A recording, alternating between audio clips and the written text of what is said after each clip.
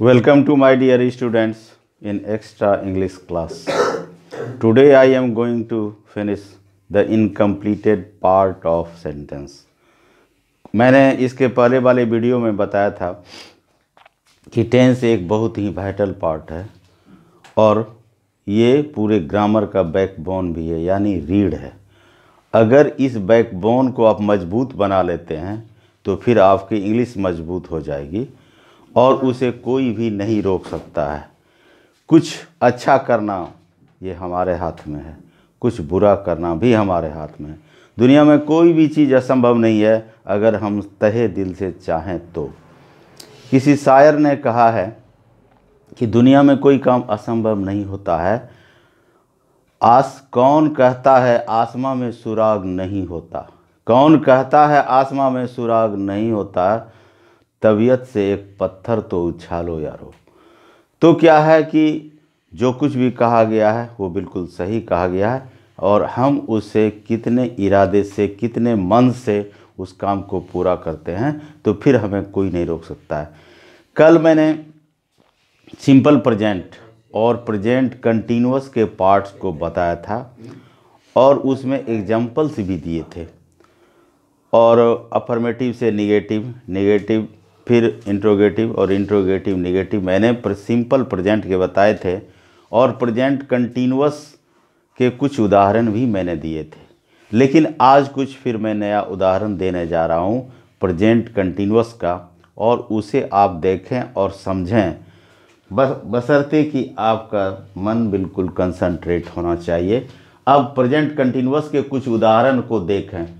जैसे मान लिया जाए कि प्रेजेंट कंटिन्यूअस का जो उदाहरण है, आई am learning French. I am learning French present continuous का एक example, I am learning French. ये फ्रेंच में द नहीं लगेगा क्योंकि फ्रेंच में यदि द लगा देते हैं तो उससे फ्रेंच में रहने वाले लोगों का बोध होता है, इसलिए फ्रेंच ये होगा। I am learning French. We are listening, we are listening to the radio, to the radio. You are enjoying your party. You are enjoying your party. He is running in the field.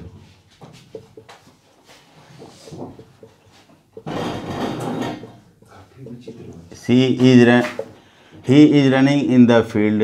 She is singing. She is singing a melodious song.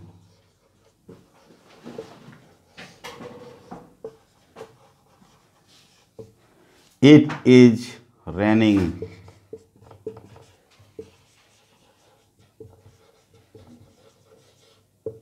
They are watching movie.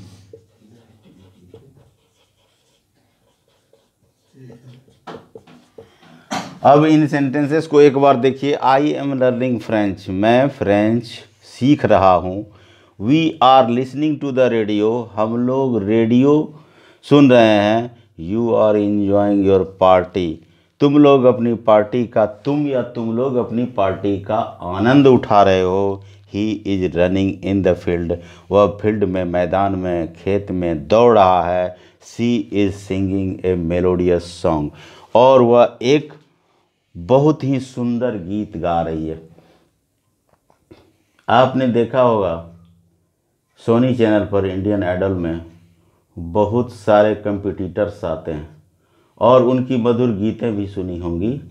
कितना मन को खुश कर देता है क्योंकि उन्होंने अथक प्रयास किया है और अथक प्रयास करने के बल पर उन्होंने इतनी काबिलियत प्राप्त कर ली है कि लोग उसे देखकर, उसे सुनकर मंत्रमुग्ध हो जाते हैं। यह उसी क्षेत्र की बात नहीं है, बल्कि पढ़ाई के क्षेत्र की भी बात है। बहुत सारे लोग कहते हैं कि 2 महीने का कोर्स 2 घंटे में हम पूरा कर देंगे, लेकिन वैसा कुछ होता नहीं है। वो सिर्फ अट्रैक्शन की बात है। आप तन मन से पढ़ें, फिर आपको पूरी बात समझ में आ जाएगी। और साथ ही साथ जो है मेरा वीडियो देखेंगे तो आपको समझ में आ जाएगा कि मैं नए नए सेंटेंसेस का प्रयोग करता हूँ, और वो थोड़ा आकर्षक भी होता है, आपको अच्छा भी लगेगा। थोड़ा सा मन लगा करके आप देखेंगे तो आपको समझ में आ जाएगा कि ये क्या चीज़ है। तो नेपोलियन ने एक बार कहा था कि the word impossible is found in the dictionary of fools, यानी क्या होता है, असंभव शब्द मूर्खों के शब्दकोश में पाया जाता है। दुनिया में कोई भी काम असंभव नहीं है, और पढ़ाई में थोड़ा सा आप मन लगा देंगे, यह तो बिल्कुल सरल ही हो जाएगा, क्योंकि यह तो असंभव पहले से भी नहीं था और अभी भी असंभव नहीं है, और आपके ध्यान देने की ज़रूरत है। तो मैं ये बता रहा था, she is singing a melodious song, और वह एक बहुत ही मधुर गीत गा रही है। और इट इज़ रेनिंग, बारिश हो रही है। दे आर वॉचिंग मूवी, और वे लोग मूवी देख रहे हैं। मतलब ये है कि ये सारे सेंटेंसेस ये दर्शाते हैं कि कोई भी काम प्रेजेंट टेंस में जारी है, चल रहा है। तो इस तरह के सेंटेंसेस को, इस तरह के वाक्यों को हम क्या कहते हैं, प्रेजेंट कंटिन्यूअस के अंतर्गत रखते हैं। इसका स्ट्रक्चर भी कल हमने बताया था, subject plus am is are plus V4 plus other parts if required. तो इसका मतलब ये है कि subject plus am is are, am I first person singular number के साथ एम आता है, फर्स्ट पर्सन सिंगुलर नंबर के साथ एम आता है, फर्स्ट पर्सन प्लूरल नंबर के साथ आर आता है, फिर सेकेंड पर्सन के साथ आर, यू आर सिंगुलर और प्लूरल दोनों को डिनोट करता है। थर्ड पर्सन सिंगुलर नंबर के साथ ईज आता है, थर्ड जैसे ही, सी, इट दोनों के साथ ईज आया है, फिर थर्ड पर्सन प्लूरल नंबर के साथ आर आता है। बहुत ज़्यादा याद करने की ज़रूरत नहीं है, बशर्ते एक बार सिर्फ सुन लें कि इसका स्ट्रक्चर क्या होता है। Subject plus am is are एक पार्ट हो गया, V4 तो सब में इक्वली आएगा, इसलिए V4 तो बहुत बड़ा चीज़ नहीं है याद करने की। सिर्फ यही याद रखिए कि फर्स्ट पर्सन के साथ am singular number, plural number के साथ आर, यू के साथ आर, ही, सी, इट के साथ इज, और दे के साथ आर लगता है। इन सारी बातों को ध्यान से सुनेंगे तो सुनने के दौरान ही आपको समझ में आ जाएगा। अब थोड़ा सा हम बताते हैं कि इसको हम निगेटिव में कैसे बना सकते हैं, और निगेटिव में बनाने के बाद जो है कि फिर इंट्रोगेटिव और आपको इंट्रोगेटिव, निगेटिव, ये सारी चीज़ें भी बताएंगे। और सिर्फ शब्दों का हेर फेर है, जरा सा इधर से उधर कर दिए बस वो काम हो जाता है। ऐसा नहीं है कि बहुत कठिन नियम है और हम लोग उस नियम का पालन नहीं कर सकते हैं, बहुत ज़्यादा पढ़ाई की ज़रूरत है। ये सेंटेंस बहुत सिंपल भी है। अब जैसे कि मान लिया जाए आई एम लर्निंग फ्रेंच, ये अफर्मेटिव सेंटेंस है। आई एम लर्निंग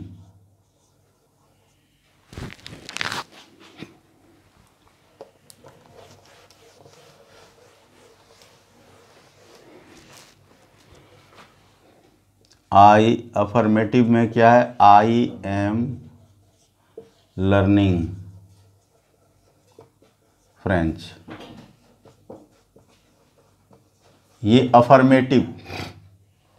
इसका निगेटिव, अफर्मेटिव क्या है, सिंपल स्टेटमेंट को अफर्मेटिव कहते हैं। सिंपल स्टेटमेंट जो भी चल रहा है, जैसे I am learning French, she is going to market, stars are shining in the sky, ये सब सारे जो हैं जिसको सिंपली हम देखते हैं, सुनते हैं, समझते हैं, वो सारे अफर्मेटिव सेंटेंसेस कहते हैं उसको।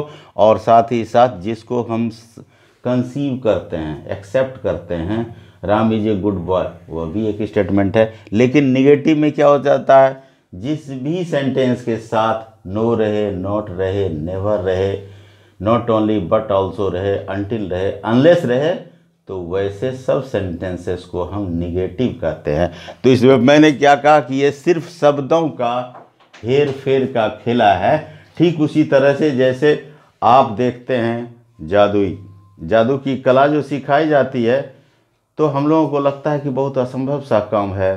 किसी डब्बे में अंगूठी को बंद कर देता है और फिर कुछ मंत्र कब पढ़ता है, इधर उधर करता है, और वो अंगूठी हमारे पॉकेट में मिल जाती है, कहीं दूसरे जगह मिल जाती है। बॉक्स में किसी आदमी को बंद कर देता है और उसके बाद जो है कि फिर हम देखते हैं कुछ देर के बाद कि वो आदमी दूसरे तरफ से आ रहा है। तो ये सब क्या है? वो सब सिर्फ टेक्निक है, आँखों का फेर है। और यहाँ क्या है कि शब्दों का फेर। थोड़ा सा शब्दों में हेर फेर कीजिए और आप तुरंत समझ जाएंगे कि ग्रामर क्या है। लेकिन उसके साथ साथ ये आवश्यक है कि आपका इंटरेस्ट इसके प्रति होना चाहिए। यदि इंटरेस्ट नहीं है तब तो फिर दिक्कत है। इसलिए इंटरेस्ट को बनाइए, इंटरेस्ट को जगाइए, इंटरेस्ट को बढ़ाइए, तभी आप पूरी बात समझ सकते हैं। आई एम लर्निंग फ्रेंच, तो आई और एम के बीच क्या है? नोट लगा देना है। I am not learning French. फिर इसका इंट्रोगेटिव क्या हो जाएगा? एम को आगे कर दीजिए, यही एम जो ऑक्सिलियरी वर्ब है। Am, is, are, was, were, has, have, had, ये सब ऑक्सिलियरी यानी सहायक क्रिया हैं। एम आई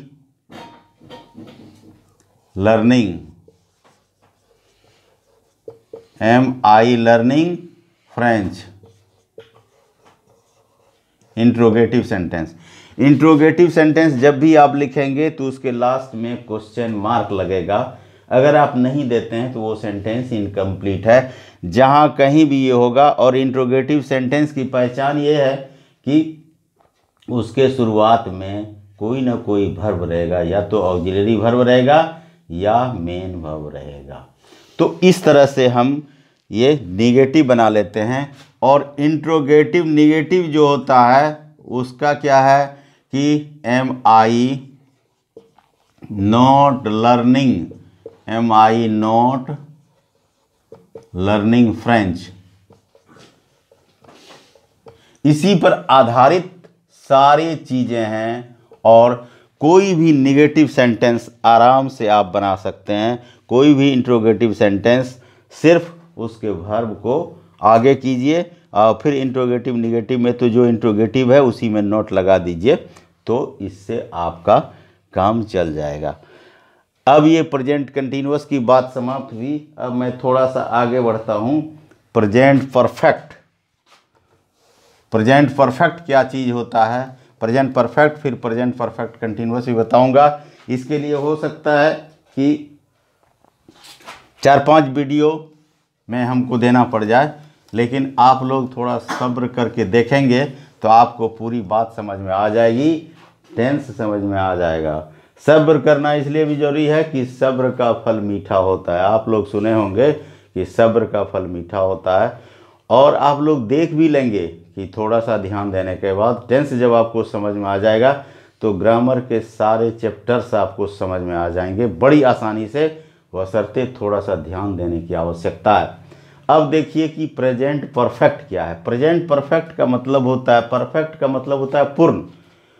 वर्तमान काल में कोई काम पूर्ण हो गया हो तो वहाँ पर प्रेजेंट परफेक्ट हम लगाते हैं। प्रेजेंट परफेक्ट तीसरा पार्ट जो है ये प्रेजेंट टेंस का, वो है प्रेजेंट परफेक्ट। प्रेजेंट परफेक्ट का मतलब ही होता है कि पूर्ण वर्तमान। प्रेजेंट परफेक्ट का मतलब होता है पूर्ण वर्तमान, यानी जब वर्तमान काल में कोई काम हाल फिलहाल में पूरा हुआ हो तो उसे हम पूर्ण वर्तमान कहते हैं। द एक्शन और वर्क, द एक्शन और work which has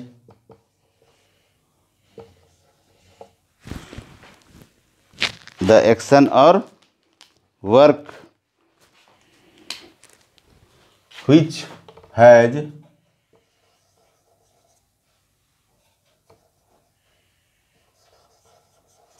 recently been finished, the action or work which has recently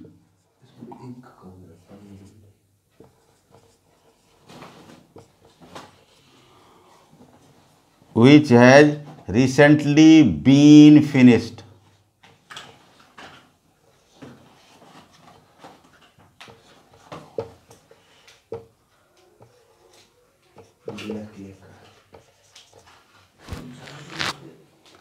तो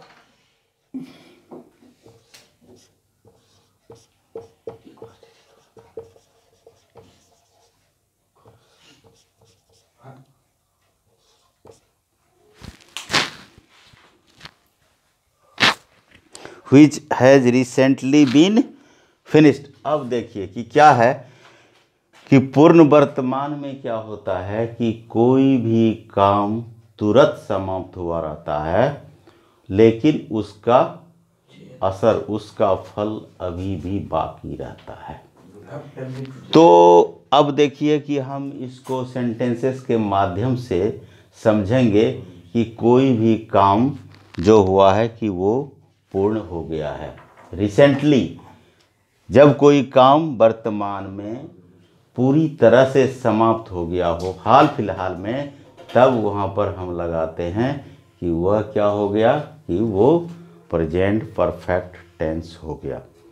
तो अब प्रेजेंट परफेक्ट टेंस जो है उसके लिए क्या करना पड़ता है, इसका स्ट्रक्चर क्या होता है। सबसे पहले स्ट्रक्चर को भी देखें तो इसका स्ट्रक्चर होता है सब्जेक्ट प्लस हैज और have plus V3, subject plus has और हैव प्लस V3।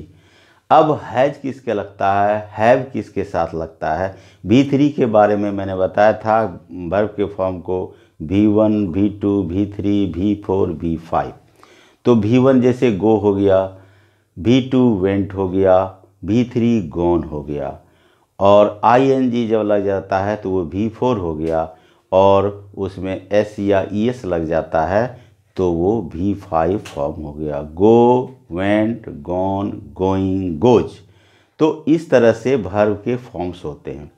और इसमें जो रखा जाता है, देखिए ये प्रेजेंट टेंस का तीसरा फॉर्म है, प्रेजेंट टेंस का ये तीसरा फॉर्म है, इसलिए इसमें V3 ही लगता है। प्रेजेंट टेंस का तीसरा फॉर्म है जिसके चलते V3 लगता है। अब देखिए कि कोई भी टेंस का जो भी पार्ट है, चाहे वह प्रेजेंट टेंस हो या पास्ट टेंस हो, तो उसमें क्या होता है। अब देखिए कि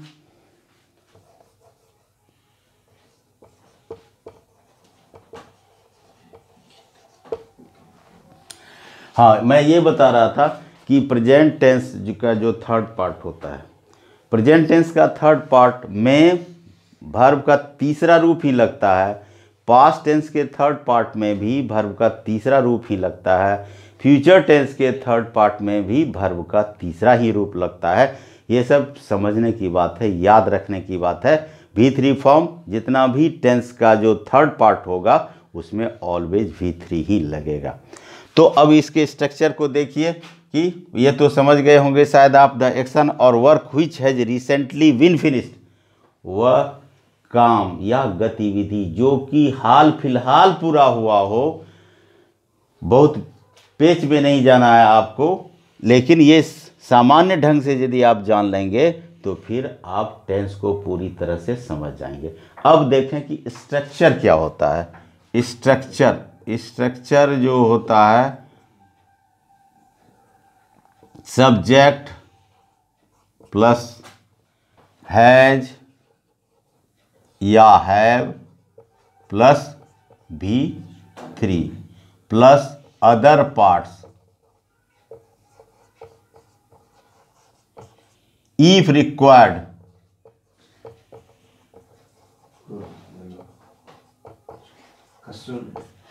अब क्या होता है देखिए, अब इसमें एक नया टर्म भी आया हुआ है, एक नया टर्म आया हुआ है इफ रिक्वायर्ड। तो इफ रिक्वायर्ड जो है तो उसको अब समझिए कि क्या चीज़ होता है। अब देखिए structure subject plus has plus have, यानी ये सिंपल रूप से कोई भी सब्जेक्ट आएगा, चाहे फर्स्ट पर्सन, सेकंड पर्सन या थर्ड पर्सन, तो थर्ड पर्सन के साथ इसमें सिर्फ है जाता है। एक ही नियम है इसमें कि थर्ड पर्सन सिंगुलर नंबर के साथ है जाएगा, बाकी कोई भी सब्जेक्ट रहेगा तो उसके साथ हैव आएगा और इक्वली V3 लगेगा। अदर पार्ट्स इफ रिक्वायर्ड, उसके साथ कोई दूसरा चीज़ देते हैं तो उसके साथ अगर दूसरा चीज़ देते हैं तो हम लिखेंगे अदर पार्ट्स। यह कोई ज़रूरी नहीं है कि तीसरा पार्ट हर सेंटेंस में आवे, लेकिन अगर आवे तो उसके साथ हम ज़रूरत पड़ने पर हम डाल सकते हैं। जैसे आई हैव रेड मैंने पढ़ा, आई हैव रेड मैंने पढ़ा।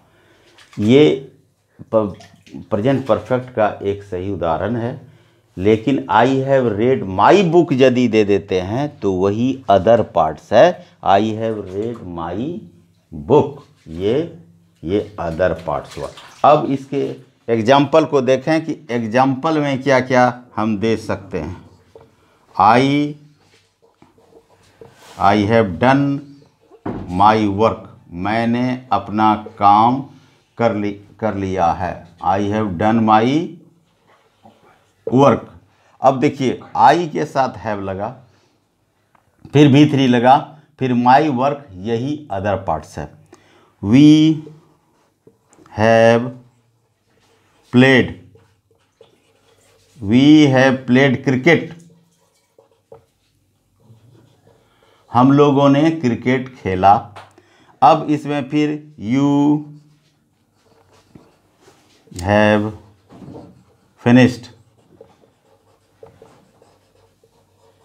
योर होमवर्क, आपने अपना होमवर्क पूरा कर लिया। तो यू का मतलब यहाँ तुम और तुम लोग दोनों से होता है। He has taken his meal, he has taken his meal, उसने अपना भोजन कर लिया है। She has run in the field,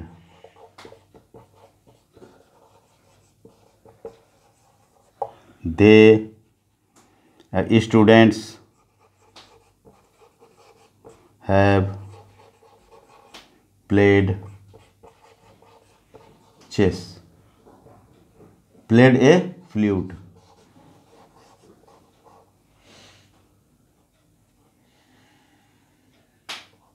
अब देखिए इन सारे सेंटेंसेस को देखिए कि आई के साथ हैव लगा, वी के साथ हैव लगा, यू के साथ हैव लगा और ही, सी, इट इसके साथ है जाता है। और स्टूडेंट यहाँ प्लूरल नंबर हो गया तो स्टूडेंट्स हैव प्लेड फ्लूट्स, और लड़कों ने बांसुरी बजाई है।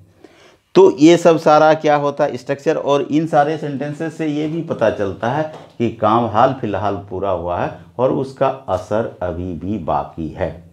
तो अब इसका थोड़ा सा देखिए कि निगेटिव पॉजिटिव, निगेटिव क्या होता है, अफर्मेटिव निगेटिव, और ये क्या कहते हैं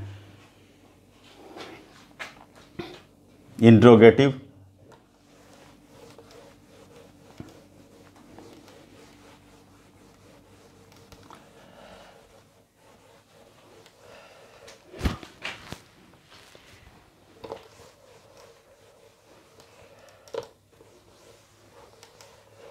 तो अब देखिए अफर्मेटिव,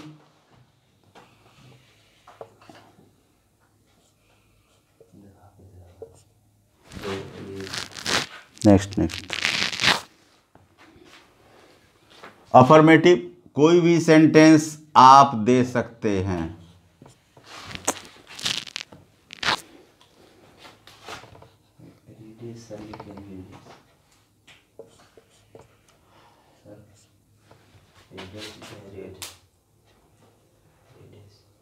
ये ग्रीन